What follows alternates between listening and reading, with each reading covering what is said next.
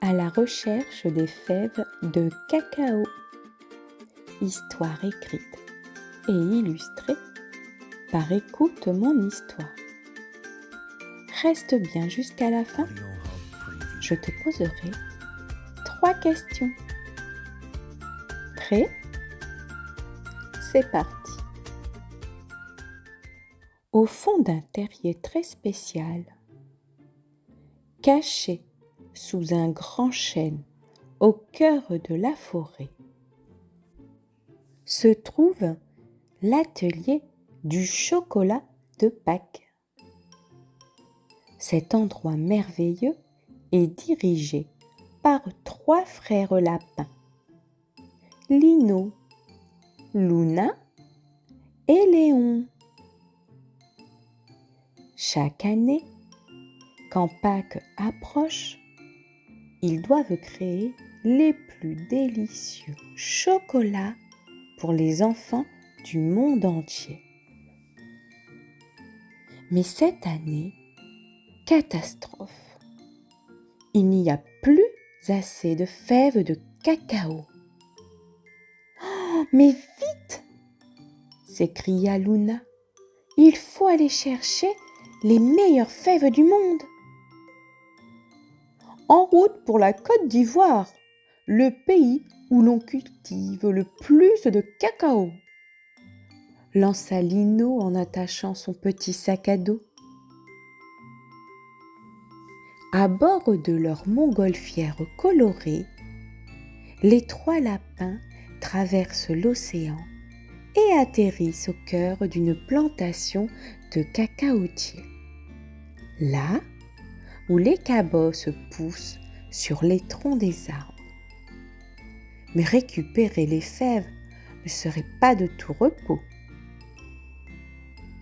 Alors qu'ils s'approchaient d'un cacaotier, un long serpent vert surgit des branches. « Kss, qui ose s'approcher de mes fèves ?» Kss, kss. Siffla Samba, le serpent gardien du jardin. « Nous venons en paix, » expliqua Léon. « C'est pour les chocolats de Pâques. » Samba ricana. « Alors, répondez à ma devinette. Je ne parle jamais, mais je raconte des histoires. Qui suis-je » Les lapins se regardèrent, puis Luna s'écria. « Un livre !»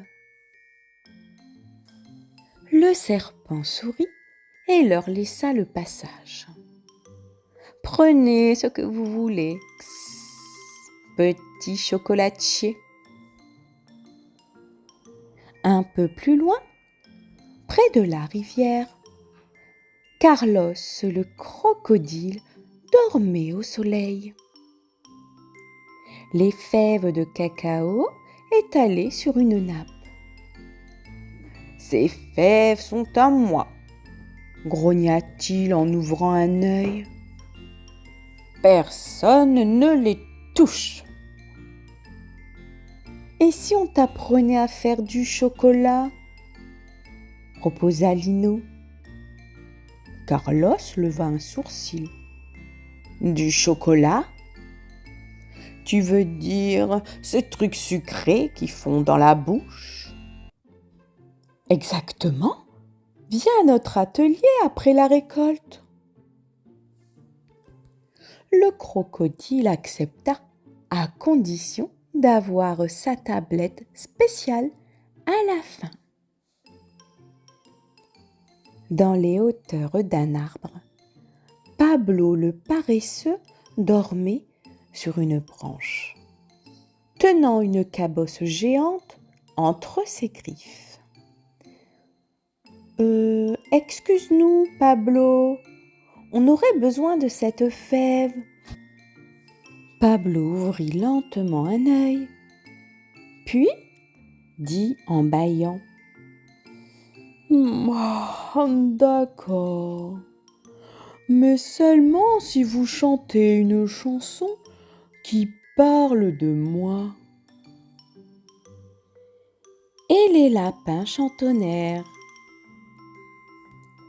Pablo le paresseux, toujours très heureux, il bouge lentement et a le cœur joyeux.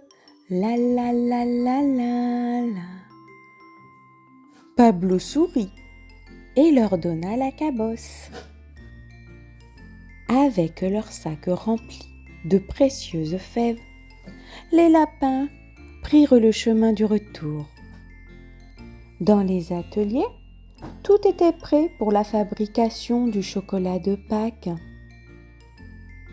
Première étape, fermentation.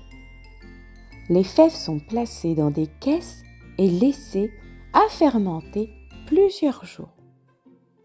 Ensuite, on les fait sécher au soleil. Les fèves sont grillées pour développer leur goût.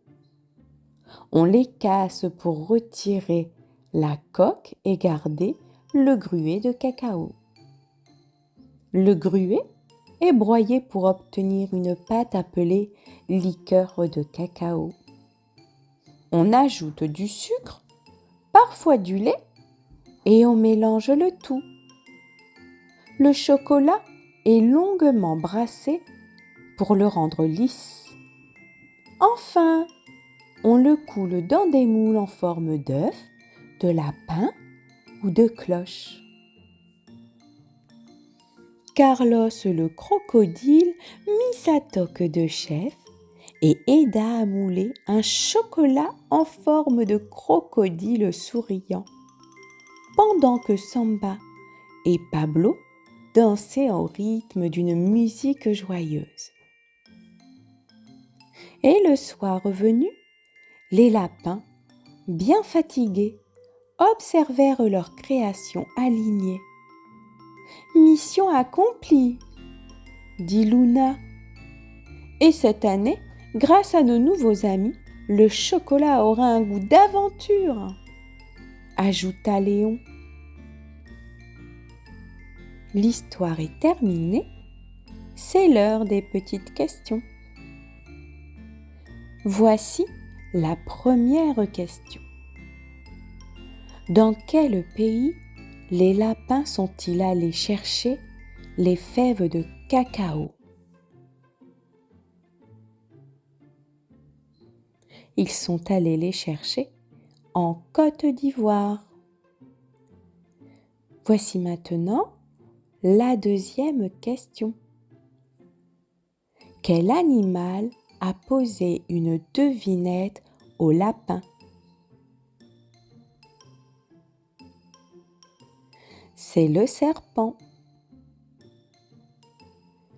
Et voici maintenant la troisième et dernière question. Quelle est la première étape pour fabriquer le chocolat?